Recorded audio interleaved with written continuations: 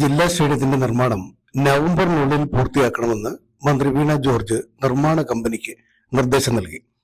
Stadium സന്ദർശിച്ച് നിർമ്മാണ പുരോഗതി വിലയിരുത്തുകയായിരുന്നു മന്ത്രി.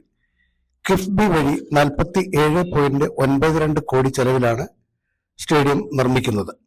ട്രാക്ക്, നീന്തൽക്കുളം, മിനി ഇൻഡോർ സ്റ്റേഡിയം, പവലിയൻ എന്നിവയുടെ നിർമ്മാണം പുരോഗമിക്കുന്നു. സ്റ്റേഡിയത്തിനുള്ളിൽ പുല്ല് വെച്ച് പിടിപ്പിക്കുന്ന ജോലികളും ട്രാക്കിനുള്ളിൽ ഡ്രെയിനേജ് നിർമ്മാണവും പൂർത്തിയായി. ഫുട്ബോൾ ടർഫും സജ്ജമാക്കുന്നുണ്ട്.